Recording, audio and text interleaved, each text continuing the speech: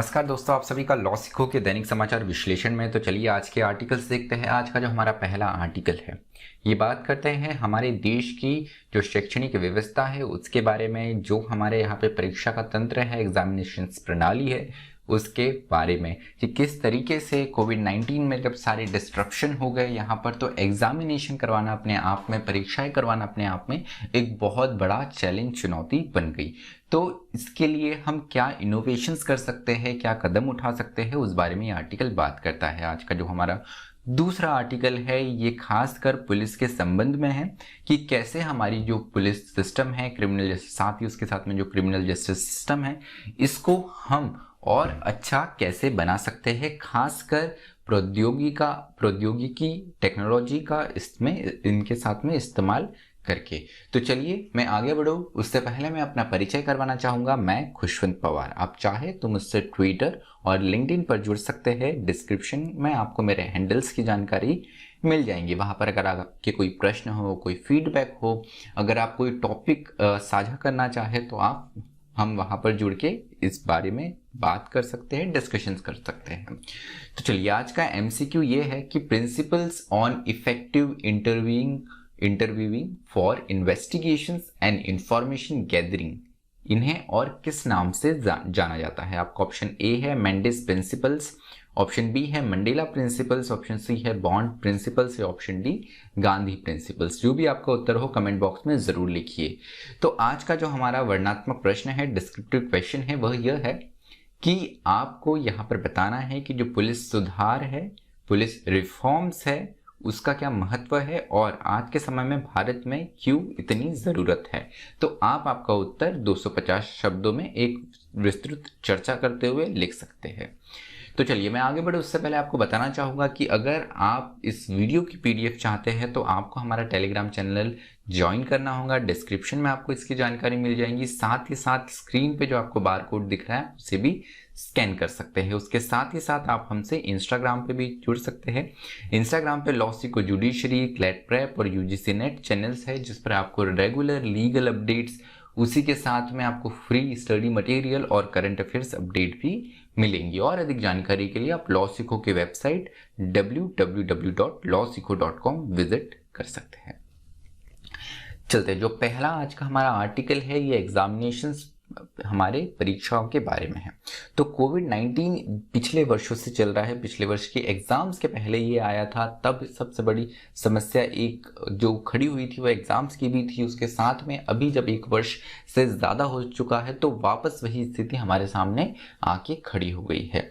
हाल ही में आपको बता दूं कि यहाँ पर जो अलग अलग स्टेट बोर्ड्स है, सीबीएसई है और राज्यों के जो बोर्ड हैं, इन्होंने अनाउंस किया है कि वो उनकी 12वीं क्लास की जो परीक्षाएं है वो नहीं लेंगी। जो इंटरनल असेसमेंट है, पिछले वर्षों के जो मार्क्स है, उसी को कंसीडर करेंगे। तो ये तो रही इस वर्ष की बात। लेकिन पिछले वर्ष अगर हम देखें तो यहाँ पर जो फाइनल ईयर स्टूडेंट्स थे, डिग्री वाले फाइनल ईयर स्टूडेंट जो थे, वहाँ पर उनके एग्जामिनेशन को लेकर बहुत बड़ा प्रश्न खड़ा हो गया। मामला सुप्रीम कोर्ट तक भी चला गया।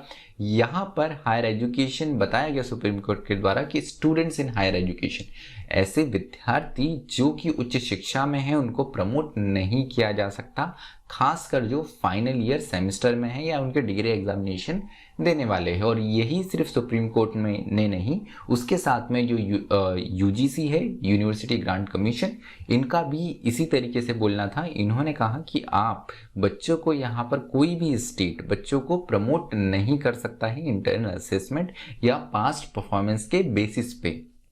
अब यहाँ पे ज़रूरी ये है कि सुप्रीम कोर्ट ने कहीं ना कहीं राज्यों को ये शक्ति तो दी थी कि वो डिजास्टर मैनेजमेंट एक्ट 2005 जो है उसके अंतर्गत एग्जाम्स को पोस्टपोन कर सकते हैं, आगे बढ़ा सकते हैं। लेकिन वही यूजीसी और सुप्रीम कोर्ट ने दोनों ने ये बिल्कुल स्पष्ट कर दिया था कि फाइनल ईयर एग्जामिनेशन आप पिछले मार्क्स पे या इंटरनल असेसमेंट के आधार पे नहीं ले सकते। उसके अलावा अब फिर एक कौन सा रास्ता निकाला गया था, वो रास्ता निकाला गया था ऑनलाइन एग्जाम का। क्योंकि ऑनलाइन शिक्षा भी पूरे वर्ष चली है, तो यहाँ पर ऑनलाइन पैटर्न के माध्यम से यहाँ पर एग्जाम लेने के लिए कहा गया था। अब यहाँ पे ऑनलाइन जो पैटर्न है, ऑनलाइन प्रणाली है, उसकी एक कमी सामने आती है कि ये केवल बौद्धिक विकास को ही मापता है, केवल इंटेलेक्चुअल डेवलपमेंट को ही ये देखता है। यहाँ पर बताया गया इस आर्टिकल में कि यहाँ पे होलिस्टिक डेवलपमेंट जो है विद्यार्थियों का, जो समग्र विकास है, उस और भी ध्यान देने की आवश्यकता है। तो ज़रूरत है कि यहाँ पे कंस्ट्रक्टिव जो अग्रगामी जो स्ट्रेटजीज हो सकती है वो हम ऑनलाइन मोड ऑफ एजुकेशन में अपना सकते हैं। उसके साथ में जब हम कंस्ट्रक्टिव स्ट्रेटजीज की बात करते हैं तो यहाँ पर कुछ चीज़ें हैं असेसमेंट में जो होना ज़रूरी है। सबसे पहले एजुकेशनल ऑब्जेक्टिव ऑफ अंडरस्टैंडिंग, कि आप किसी भी विषय को किस तरीके से आपने अंडरस्टैंड करा है कि आप इसको फ्यूचर में इस्तेमाल कर सकते हैं। ये केवल केवल जानकारी लेना और उसको केवल पेपर में लिख देना, उस तक सीमित नहीं रहना चाहिए। उसके साथ में क्रिटिकल, एक आलोचनात्मक, और उसके साथ में स्वतंत्र सोच, एक इंडिपेंडेंट थिंकिंग और क्रिटिकल थिंकिंग डेवलप हो, इस और भी ध्यान देना चाहिए। उसके अलावा प्रॉब्लम सॉल्विंग एबिलिटी जो है, इसका भी यहाँ पर असेसमेंट होने की आवश्यकता है। जो कंस्ट्रक्टिव स्ट्रेटजीज बताई गई है, मतलब कोई भी समस्या आए तो आप उसको किस प्रकार से आपके ज्ञान के माध्यम से उसको सुलझा सकते हैं। उसके अलावा यहाँ पर जो स्किल डेवलपमेंट है, जो आपके पास में कला है, उसको और यहाँ पे उसके विकास करने के लिए भी ध्यान देना चाहिए। साथ ही साथ नॉलेज का एप्लीकेशन, मतलब नॉलेज को आप रियल टाइम प्रॉब्लम्स में कैसे अप्लाई कर सकते हैं, उसका भी असेसमेंट यहाँ पर होना चाहिए। तो यहाँ पर उसके साथ में एनालिटिकल एप्लीकेशन स्किल्स भी बननी चाहिए। इसके लिए हम हमारे सिस्टम को रिवाइज कर सकते हैं, पुनः उसमें कुछ बदलाव लेकर आ सकते हैं। तो यहाँ पर केवल जो एजुकेशन है, केवल ये समय के लिए आपने नॉलेज लिया, उसको एग्जाम में लिख दिया, उस पेपर में लिख दिया या ऑनलाइन माध्यम में टिक कर दिया, उस तक सीमित नहीं रहना चाहिए। तो यहाँ पे अल्टरनेटिव दिया गया है कि आप ओपन बुक एग्जामिनेशन कर सकते हो। ओपन बुक एग्जामिनेशन में क्या होता है कि आपके सामने पुस्तक होती है और आपको पुस्तक से देखकर उत्तर लिखना होता है। अब सुनने में ये इतना आसान लगता है, उतना ही अगर आसान नहीं है, क्योंकि एग्ज़ाम लिखते हैं तो आपको खुद को पता है समय की सीमा होती है। उसके अलावा यहाँ पर काफ़ी ज़्यादा प्रश्न होते हैं, तो यहाँ पर जो सब्जेक्ट है, जो विषय की समझ होनी बहुत ज़्यादा ज़रूरी है। हाँ, आपको बुक यहाँ पर चीज़ों को कंठस्थ या मेमोराइज करने के लिए बाध्य नहीं। अगर बुक होती है, ओपन बुक एग्जाम होता है, तो आपको चीज़ों को याद नहीं करना होगा, रटना नहीं हो। तो कहीं ना कहीं यहाँ पर उसका एप्लीकेशन, उसकी अंडरस्टैंडिंग पे ज़्यादा फोकस होगा। तो यहाँ पर स्टूडेंट को यहाँ पर टेक्स्ट बुक आप रेफर करने के लिए दे सकते हैं। साथ ही साथ एग्जामिनेशन के टाइम पे जो आप क्वेश्चंस दे रहे हैं, उसके साथ में आप वो मटेरियल दे सकते हैं स्टडी के लिए। जैसे अगर मैं उदाहरण के लिए बताऊँ तो ऐसे कई यूनिवर्सिटीज़ हुई, फॉर एग्जाम्पल नालसा यूनिवर्सिटी देखे तो यहाँ पर भी कुछ एग्ज़ाम्स जो है ये ओपन बुक माध्यम से हुई। लेकिन यहाँ पर दिलचस्प बात ये थी कि आपको जब तक विषय की समझ नहीं है, आपके लिए वो टेक्स्ट बुक या जो स्टडी मटेरियल दिया है, जो एग्ज़ाम में रेफर करने के लिए मटेरियल दिया है, वो उपयोगी साबित नहीं होता। तो इस तरीके से हमें इनोवेशन करने की आवश्यकता है।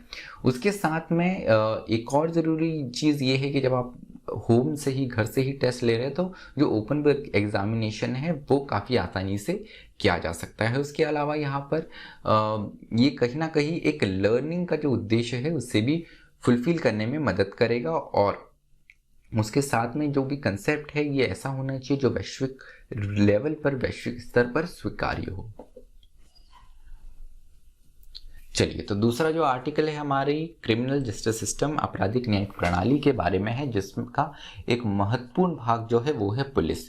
तो ज़रूरी है कि राजनीतिक, सामाजिक और आर्थिक रूप से अगर हमें हमारे देश को आगे बढ़ाना है तो यहाँ पर हमारी आपराधिक न्यायिक प्रणाली को भी हमें एफिशिएंट, हमें एक ज़्यादा मजबूत और यहाँ पर डिलीवर करने में ज़्यादा सक्सेसफुल और तेज़ बनाना होगा। तो अगर भारतीय आपराधिक प्रणाली को देखें तो यहाँ पर हमको देखने को मिलता है कि कहीं ना कहीं 2006 में जो एक पुलिस रिफॉर्म आए थे, वो प्रकाश सिंह जो केस में जो पुलिस रिफॉर्म्स दिए गए थे, जो यहाँ पे गाइडलाइंस दिए गए थे सुप्रीम कोर्ट के द्वारा, इनका अनुपालन नहीं किया गया है सरकारों के द्वारा।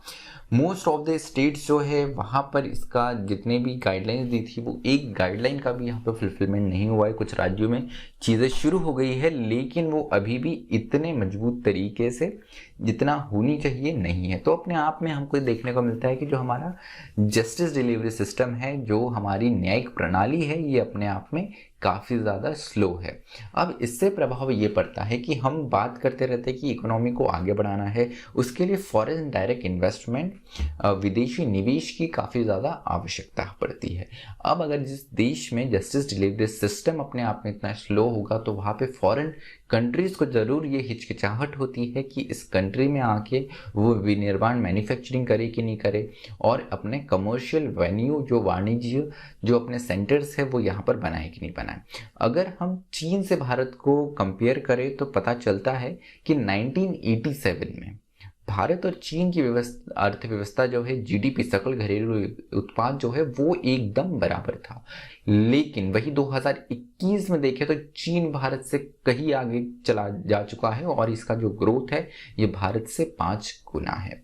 उसके अलावा हम अगर सोशल इम्पैक्ट देखें, अगर सोशल इम्प्लीकेशन देखें, सामाजिक स्तर पर क्या प्रभाव पड़ रहा है वो देखें, तो एनसीआरबी के डेटा जब हम देखते हैं 2019 के, तो पता चलता है कि 25,023 केसेस ऐसे हैं जिसमें वुमेन पे असॉल्ट हुआ है, करीब 12,000 केसेस रेप के हैं, और डॉवरी डेथ जो दहेज के लिए हत्या कर दी जाती है वो करीब 4200 केसेस है। वो अभी भी पेंडिंग है और ये जो पेंडेंसी है ये 5 से 10 वर्ष चलती है।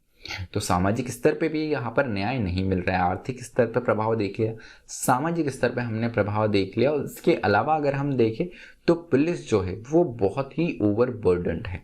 ये कहना है bureau of police research and development का, BPR&D का। इन्होंने आइडेंटिफाई करा है कि भारतीय पुलिस के पास 45 अलग अलग टास्क होते हैं।